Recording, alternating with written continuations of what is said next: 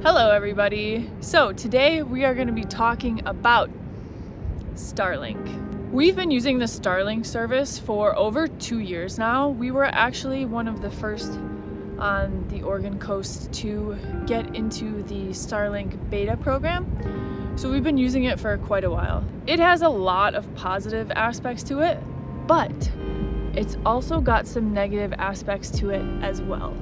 So let's dive in and talk about it.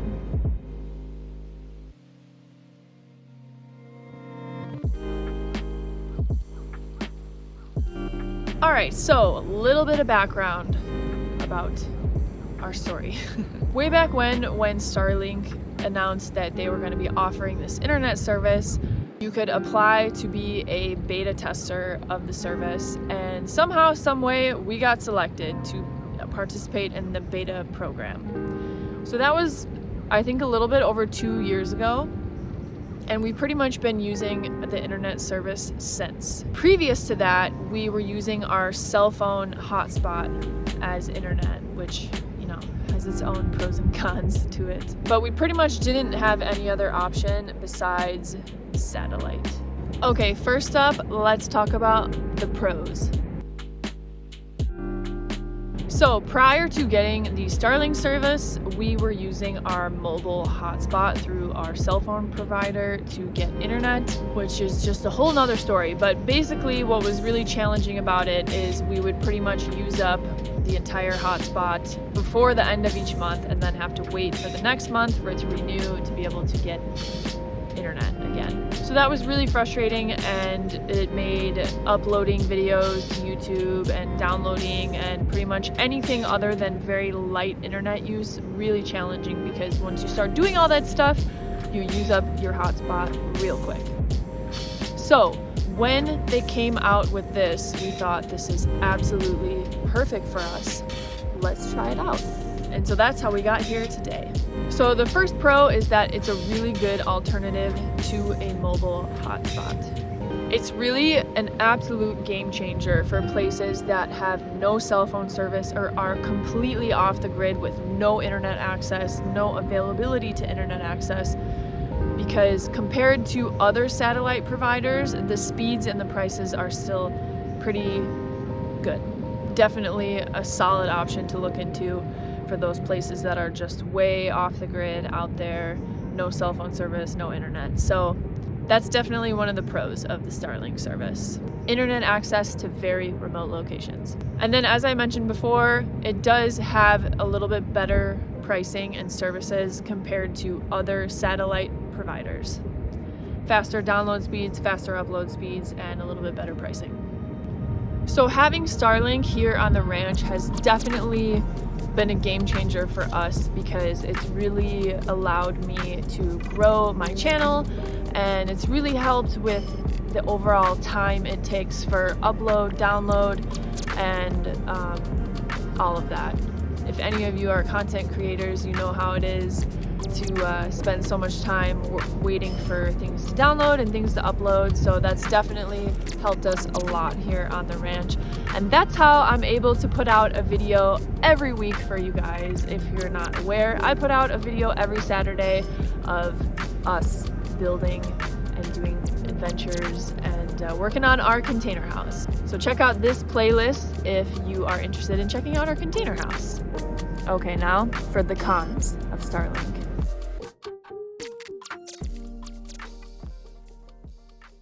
But first, a word from today's sponsor. Let me introduce you to these incredible products from Olight. This is the O-Lantern, a newly released 2-in-1 light and speaker. It combines a high-quality Bluetooth speaker with a lantern-style light. The O-Lantern has multiple brightness options, as well as warm and cool-toned lighting. It has an output of up to 300 lumens, and there's even an option to sync the light with the beat of the music, which I think is pretty cool. The O-Lantern also features broadcasting mode. This mode allows up to 100 speakers to play the same music simultaneously, which is perfect for a party. The buttons to control the O-Lantern are on top of the lantern, and they light up when the lantern is touched or moved, making it super easy to see at night. The O-Lantern can also be used as an emergency power bank. With its built-in 11,200 mAh battery pack and support for 18-watt discharging, it can be used as a power bank to charge your mobile devices when you need it most. The IPX5 waterproof rating makes this the perfect option to use anywhere outdoors. The O-Lantern is also compatible with devices with a 1/4-inch thread, such as the Olight tactical tripod. Next up, we have the Seeker 4 Pro flashlight.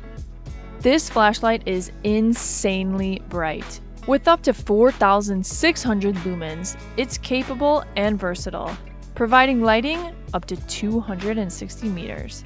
It comes with a holster that can be placed on a wall, in a car, or in a pocket for easy storage. The Seeker 4 Pro has an adjustment wheel that you turn to adjust the brightness of the light. It also has a button that turns the light on and off, and it also switches between cool light and neutral light. There are indicator lights around the button that show the battery level and brightness level. The Seeker 4 Pro is slim and lightweight and fits perfectly in your hand. With an IPX8 waterproof rating, this is the perfect flashlight to bring into the outdoors, no matter what the weather is. The Seeker 4 Pro offers 2 different charging methods, making it easy to repower. Sick of dull and dim headlamps? Check out the Array 2 Pro headlamp.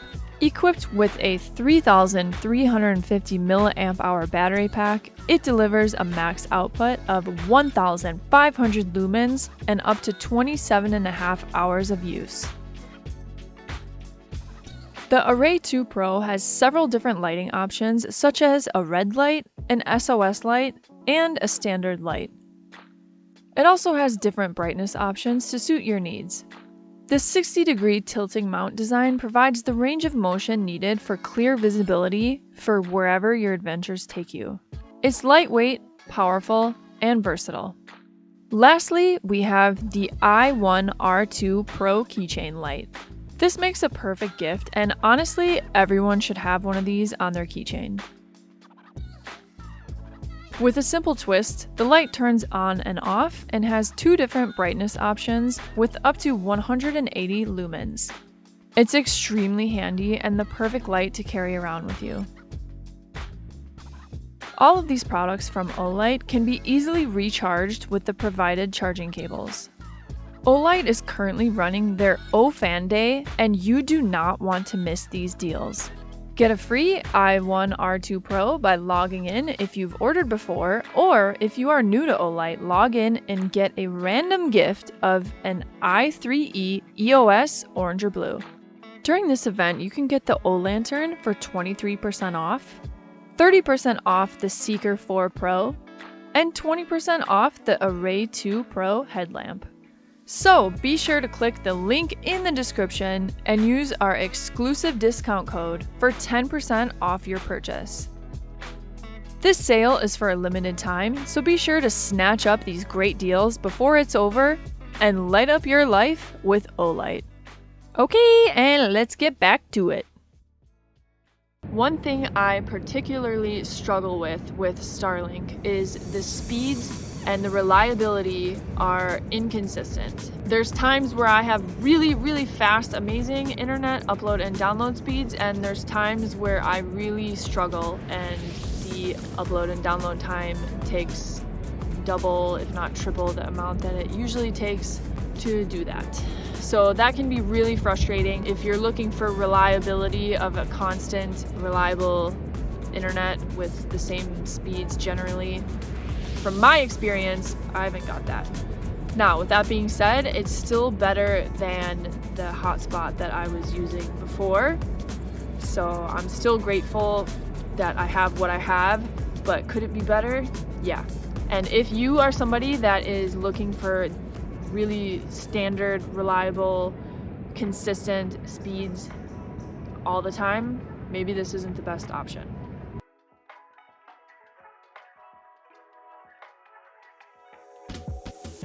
So throughout the day, I did an internet test to show you guys the fluctuation in speeds.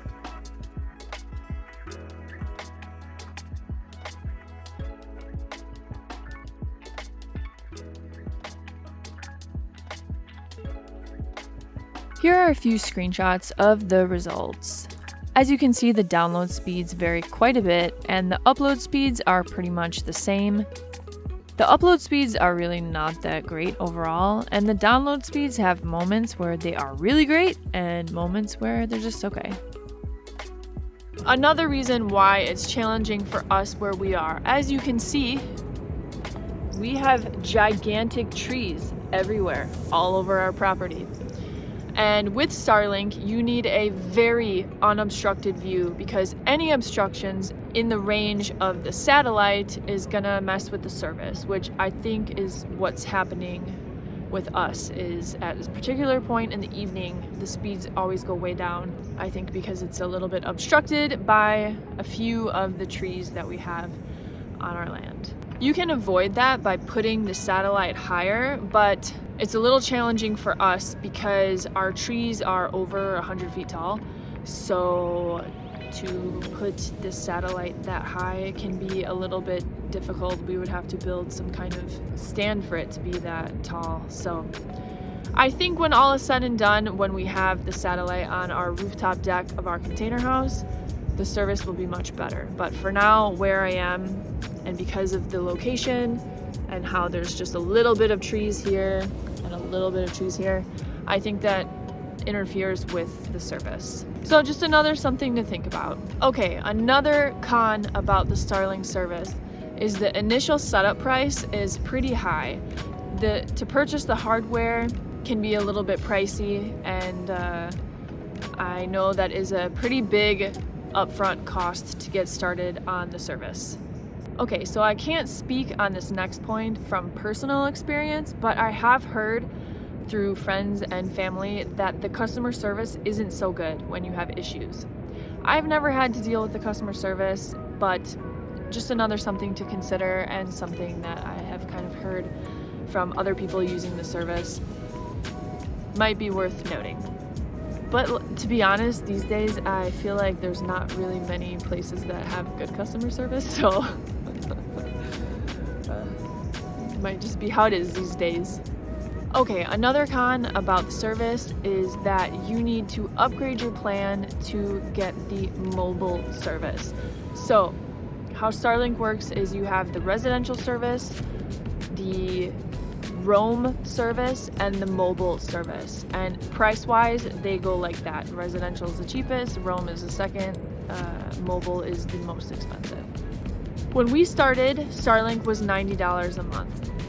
Now we're paying $120 a month for the residential service, which is a little bit frustrating because if I remember back when it was still beginning, I thought I heard that the prices were supposed to be going down as more people were using it, but that's not the case. They have definitely gone up. So I will be sure to include the mobile pricing versus the roam pricing right here for reference, just so you can see the price difference between the three different plans.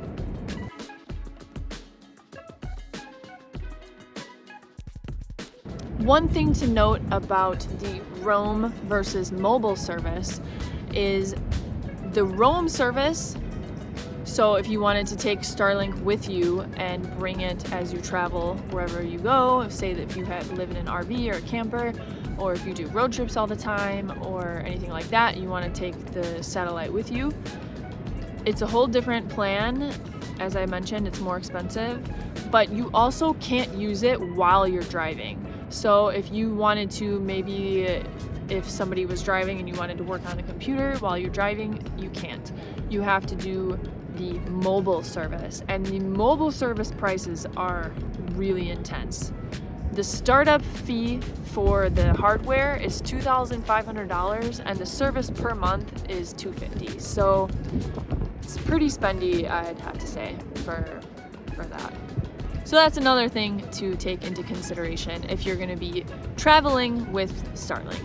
Also, another thing that's been frustrating is the speeds have definitely slowed down since we first started. We were one of the first people with the service, so there wasn't many people using it, and now I think with the amount of people that have been using the service, the speeds and the service has definitely went down a little bit. So the speeds have definitely slowed since we originally got Starlink. Okay, now, speaking of talking with friends and family about Starlink, if you guys didn't know this, Viant is from France, and when we speak with our friends and family that live in France and use Starlink, they are paying $40 a month for the residential service. And I think there's actually a few other countries in Europe that are paying significantly less expensive than the American prices, which I feel is a little bit strange because it's an American company based in America and we are paying 3 times the amount that they're paying.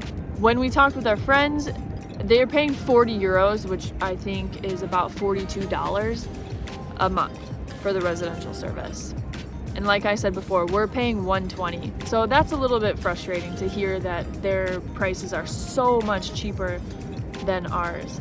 And for us, especially since we were one of the first people to support their service and be a customer, and we were super happy to be a customer, to hear that they're getting such good deals and our prices are just increasing is really frustrating. But anyways, that's pretty frustrating. I would say that's definitely a con to hear that it's so affordable over there, and for us it's 3 times the price, especially since we were one of the first people to be a customer. And also, it's not just the residential plan that's cheaper.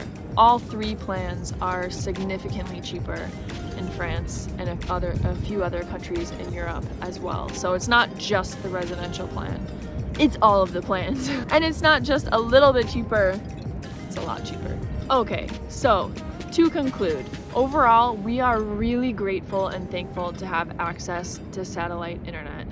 Could it be better? Probably. There are definitely some really strong pros and cons about the service. I definitely think in America we should have better pricing, considering, like I mentioned, it's an American company and based in America. So that's one thing that is a little bit shocking, that other countries get better deals than we do. So there's a lot of room for improvement with the service and the speeds and pretty much everything like that.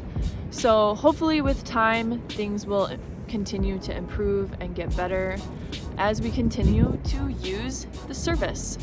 So this is definitely not a service for anyone. So hopefully I offered some good points that help you decide if this is something that you'd like to get for yourself, and just explain our overall experience with the service. So thank you guys so much for watching. Really appreciate it. Don't forget to like, share, and subscribe, and we'll see you guys in the next video. Help support our channel by leaving a comment, liking, and sharing this video. As always, you guys, thank you so much for watching. Don't forget to subscribe to keep up with our projects and adventures on Pacific Pines Ranch.